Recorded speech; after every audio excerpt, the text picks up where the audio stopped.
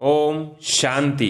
आज 18 अप्रैल 2020 की प्रातः मुरली ओम शांति बाप दादा मधुबन। आज बाबा कहते, मीठे बच्चे, इस पुरानी पतित दुनिया से तुम्हारा बेहद का वैराग्य चाहिए, क्योंकि तुम्हें पावन बनना है। तुम्हारी चढ़ती कला से सबका भला होता है। प्रश्न, कहा जाता है आत्मा अपना ही शत्रु अपना ही मित्र है। सच्ची मित्रता क्या है? उत्तर, एक बाप की श्रीमत पर सदा चलते रहना, यही सच्ची मित्रता है। सच्ची मित्रता है एक बाप को याद कर पावन बनना और बाप से पूरा वर्षा लेना। यह मित्रता करने की युक्ति बाप ही बतलाते हैं। संगम युग पर ही आत्मा अपना मित्र बनती है। गीत है, तूने रात गंवाई सो के। ओम शांति। यूं तो यह गीत है भक्ति मार्ग के। सारी दुनिया में जो गीत गाते हैं वह शास्त्र पढ़ते हैं, तीर्थों पर जाते हैं, वह सब है भक्ति मार्ग। ज्ञान मार्ग किसको कहा जाता है, भक्ति मार्ग किसको कहा जाता है, यह तुम बच्चे ही समझते हो। वेद, शास्त्र, उपनिषद आदि यह सब है भक्ति मार्ग के। आधा कल्प भक्ति चलती है और आधा कल्प फिर ज्ञान की प्रारब्ध चलती है। भक्ति करते करते उतरना ही है। 84 पुनर्जन्म लेते नीचे उतरते हैं। फिर एक जन्म में तुम्हारी चढ़ती कला होती है। इसको कहा जाता है ज्ञान मार्ग। ज्ञान के लिए गाया हुआ है 1 सेकंड में जीवन मुक्ति। रावण राज्य जो द्वापर से चला आता है वह खत्म हो, फिर राम राज्य स्थापन होता है। ड्रामा में जब तुम्हारे 84 जन्म पूरे होते हैं तब चढ़ती कला से सबका भला होता है। यह अक्षर कहां न कहां किसी शास्त्रों में है। चढ़ती कला सर्व का भला। सर्व की सदगति करने वाला तो एक ही बाप है ना। सन्यासी उदासी तो अनेक प्रकार के हैं, बहुत मत मतांतर हैं। जैसे शास्त्रों में लिखा है कल्प की आयु लाखों वर्ष, अब शंकराचार्य की मत निकली 10,000 वर्ष। कितना फर्क हो जाता है।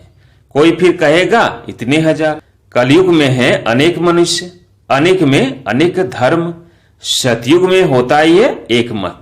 यह बाप बैठ तुम बच्चों को सृष्टि के आदि मध्य अंत का नॉलेज सुनाते हैं। इस सुनाने में भी कितना समय लगता है, सुनाते ही रहते हैं। ऐसे नहीं कर सकते पहले क्यों नहीं यह सब सुनाया। स्कूल में पढ़ाई नंबरवार होती है।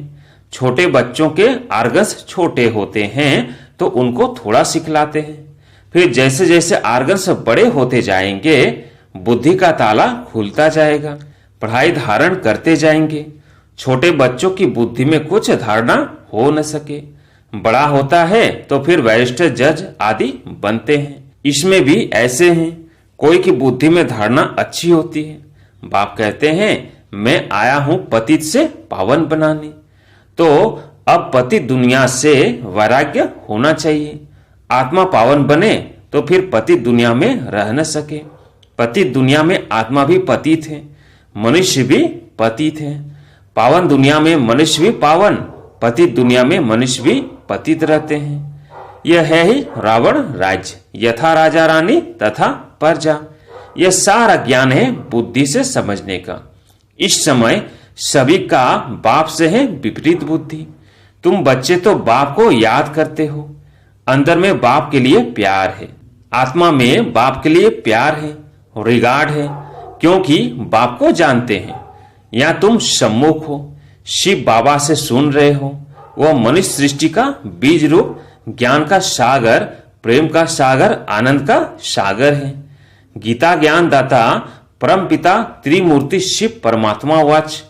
त्रिमूर्ति अक्षर जरूर डालना है, क्योंकि त्रिमूर्ति का तो गायन है ना। ब्रह्मा द्वारा स्थापना तो जरूर ब्रह्मा द्वारा ही ज्ञान सुनाएंगे। कृष्ण तो ऐसे नहीं कहेंगे कि शिव भगवान उवाच। प्रेरणा से कुछ होता नहीं, न उनमें शिव बाबा की प्रवेशता हो सकती है। शिव बाबा तो प्राय देश में आते हैं। सतयुग तो कृष्ण का देश है ना, तो दोनों की महिमा अलग अलग है। मुख्य बात ही यह है, सतयुग में गीता तो कोई पढ़ते नहीं, भक्ति मार्ग में तो जन्म जन्मांतर पढ़ते हैं, ज्ञान मार्ग में तो वो हो न सके। भक्ति मार्ग में ज्ञान की बातें होती नहीं, अभी रचता बाप ही रचना के आदि मध्य अंत का ज्ञान देते हैं। मनुष्य तो रचता हो न सके, मनुष्य कह न सके कि मैं रचता हूँ।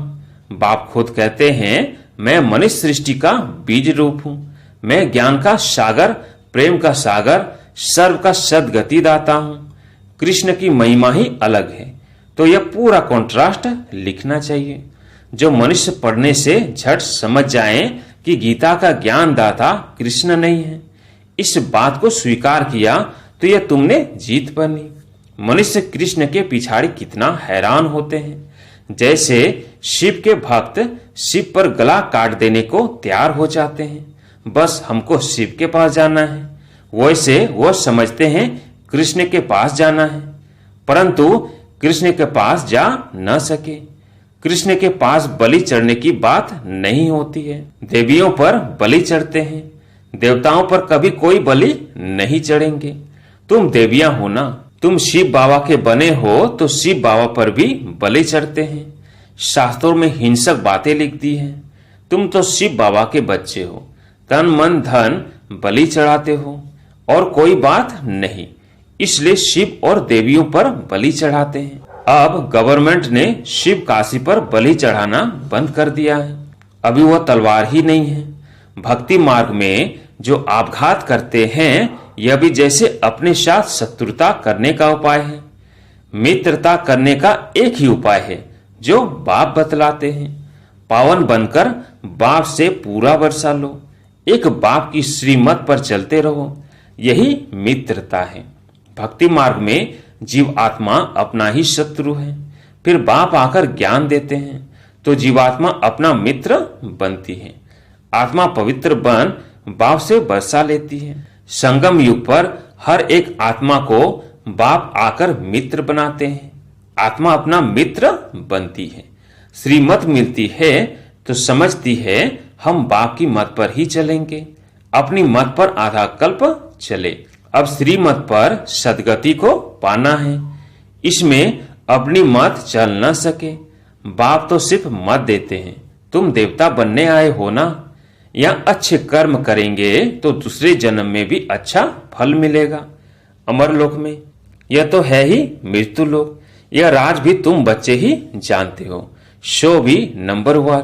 कोई की बुद्धि में अच्छी रीति धारणा होती है, कोई धारणा नहीं कर सकते, तो इसमें टीचर क्या कर सकते हैं? टीचर से कृपया व आशीर्वाद मांगेंगे क्या? टीचर तो पढ़ाकर अपने घर चले जाते हैं। स्कूल में पहले पहले खुदा की बंदगी आकर करते हैं, हे खुदा हमको पास कराना, तो फिर हम भोग लगाएंगे। टीचर को कभी नहीं कहेंगे कि आशीर्वाद करो। इस समय परमात्मा हमारा बाप भी है तो टीचर भी है। बाप की आशीर्वाद तो अंडरस्टूड है ही। बाप बच्चे को चाहते हैं, बच्चा आए तो उसको धन दो, तो यह आशीर्वाद हुई ना। यह एक कायदा है, बच्चे को बाप से वर्षा मिलता है। अब तो तमो प्रधान ही होते जाते हैं, जैसा बाप वैसे बच्चे। दिन प्रतिदिन हर चीज तमो प्रधान होती जाती है, तत्व भी तमो प्रधान ही होते जाते हैं। यह है ही दुखधाम। 40,000 वर्ष अभी और आयु हो तो क्या हाल हो जाएगा। मनुष्यों की बुद्धि बिल्कुल ही तमो प्रधान हो गई है। अभी तुम बच्चों की बुद्धि में बाप के साथ योग रखने से रोशनी आ गई है। बाप कहते हैं जितना याद में रहेंगे उतना लाइट बढ़ती जाएगी। याद से आत्मा पवित्र बनती है, लाइट बढ़ती जाती है। याद ही नहीं करेंगे तो लाइट मिलेगी नहीं। याद से लाइट वृद्धि को पाएगी। याद नहीं किया और कोई विकर्म कर लिया तो लाइट कम हो जाएगी। तुम पुरुषार्थ करते हो शतो प्रधान बनने का, यह बड़ी समझने की बातें हैं। याद से ही तुम्हारी आत्मा पवित्र होती जाएगी। तुम लिख भी सकते हो, यह रचयिता और रचना का ज्ञान श्री कृष्ण दे नहीं सकते, वह तो है प्रारब्ध। यह भी लिख देना चाहिए कि 84वें अंतिम जन्म में कृष्ण की आत्मा फिर से ज्ञान ले रही है, फिर फर्स्ट नंबर में जाते हैं। बाप ने यह भी समझाया है सतयुग में 9 लाख ही होंगे, फिर उनसे वृद्धि भी होगी ना। दास दासियां भी बहुत ही होंगे ना, जो पूरे 84 जन्म लेते हैं। 84 जन्म ही गिने जाते हैं। जो अच्छी रीति इम्तिहान पास करेंगे वो पहले पहले आएंगे। जितना देरी से जाएंगे तो मकान पुराना तो कहेंगे ना। नया मकान बनता है, फिर दिन प्रतिदिन आयु कम होती जाएगी। वहां तो सोने के महल बनते हैं, वो तो पुराने हो न सके। सोना तो सदैव चमकता ही होगा, फिर भी साफ जरूर करना पड़े। जेवर भी भल पक्के सोने के बनाओ तो भी आखिरी चमक तो कम होती है, फिर उनको पॉलिश चाहिए। तुम बच्चों को सदैव यही खुशी रहनी चाहिए कि हम नई दुनिया में जाते हैं। इस नर्क में ये अंतिम जन्म है। इन आंखों से जो देखते हैं जानते हैं ये पुरानी दुनिया, पुराना शरीर है। अभी हमको सतयुग नई दुनिया में नया शरीर लेना है। 5 तत्व भी नए होते हैं। ऐसे विचार सागर मंथन चलना चाहिए। यह पढ़ाई है ना, अंत तक तुम्हारी यह पढ़ाई चलेगी। पढ़ाई बंद हुई तो विनाश हो जाएगा। तो अपने को स्टूडेंट समझ इसी खुशी में रहना चाहिए ना। भगवान हमको पढ़ाते हैं, यह खुशी कोई कम थोड़ी ही है। परंतु साथ साथ माया भी उल्टा काम करा लेती है। 5 से 6 वर्ष पवित्र रहते, फिर माया गिरा देती। एक बार गिरे तो फिर वो अवस्था हो न सके। हम गिरे हैं तो घृणा आती है। अभी तुम बच्चों को सारी स्मृति रखनी है। इस जन्म में जो पाप किए हैं, हर एक आत्मा को अपने जीवन का तो पता है ना। कोई मंद बुद्धि, कोई विशाल बुद्धि होते हैं। छोटेपन की हिस्ट्री याद तो रहती है ना। यह बाबा भी छोटेपन की हिस्ट्री सुनाते हैं ना। बाबा को वो मकान आदि भी याद है, परंतु अभी तो वहां भी सब नए मकान बन गए होंगे। 6 वर्ष से लेकर अपनी जीवन कहानी याद रहती है। अगर भूल गया तो डल बुद्धि कहेंगे। बाप कहते हैं अपनी जीवन कहानी लिखो। लाइफ की बात है ना। मालूम पड़ता है लाइफ में कितने चमत्कार थे। गांधी, नेहरू आदि के कितने बड़े बड़े वॉल्यूम बनते हैं। लाइफ तो वास्तव में तुम्हारा बहुत वैल्यूबल है। वंडरफुल लाइफ यह है मोस्ट वैल्यूबल, अमूल्य जीवन। इनका मूल्य कथन नहीं किया जा सकता। इस समय तुम ही सर्विस करते हो। यह लक्ष्मी नारायण कुछ भी सर्विस नहीं करते। तुम्हारी लाइफ बहुत वैल्यूबल है, जबकि औरों का भी ऐसा जीवन बनाने की सर्विस करते हो। जो अच्छी सर्विस करते हैं वो गायन लायक होते हैं। वैष्णो देवी का भी मंदिर है ना। अभी तुम सच्चे सच्चे वैष्णव बनते हो। वैष्णव माना जो पवित्र है। अभी तुम्हारा खान पान भी वैष्णव है। पहले नंबर के विकार में तो तुम वैष्णव यानी पवित्र हो ही। जगत अम्बा के ये सब बच्चे ब्रह्म कुमार कुमारियां है ना। ब्रह्मा और सरस्वती, बाकी बच्चे हैं उनकी संतान। नंबरवार देवियां भी हैं जिनकी पूजा होती है। बाकी इतनी भुजाएं आदि दे दी हैं, वो सब है फालतू। तुम बहुतों को आप समान बनाते हो तो भुजाएं दे दी हैं। ब्रह्मा को भी 100 भुजा वाला, 1000 भुजा वाला दिखाते हैं। ये सब भक्ति मार्ग की बातें हैं। तुमको फिर बाप कहते हैं दैवी गुण भी धारण करने हैं। किसको भी दुख न दो, किसको उल्टा सुल्टा रास्ता बताए सत्यानाश न करो। एक ही मुख्य बात समझानी चाहिए कि बाप और वर्षे को याद करो। अच्छा, मीठे मीठे सिकिल्दे बच्चों प्रति माता पिता बाप दादा का याद प्यार और गुड मॉर्निंग। रूहानी बाप की रूहानी बच्चों को नमस्ते। हम रूहानी बच्चों की रूहानी बाप दादा को याद प्यार गुड मॉर्निंग, नमस्ते नमस्ते। धारणा के लिए मुख्य सार। पहला, गायन व पूजन योग्य बनने के लिए पक्का वैष्णव बनना है। खान पान की शुद्धि के साथ साथ पवित्र रहना है। इस वैल्यूबल जीवन में सर्विस कर बहुतों का जीवन श्रेष्ठ बनाना है। दूसरा, बाप के साथ ऐसा योग रखना है जो आत्मा की लाइट बढ़ती जाए। कोई भी विकर्म कर लाइट कम नहीं करना है। अपने साथ मित्रता करनी है। आज प्यारे बाबा का वरदान है, देह अभिमान के रॉयल रूप को भी समाप्त करने वाले साक्षी और दिष्टा भव। देह अभिमान के रॉयल रूप को भी समाप्त करने वाले साक्षी और दिष्टा भव। दूसरों की बातों को रिगार्ड न देना, कट कर देना, यह भी देह अभिमान का रॉयल रूप है।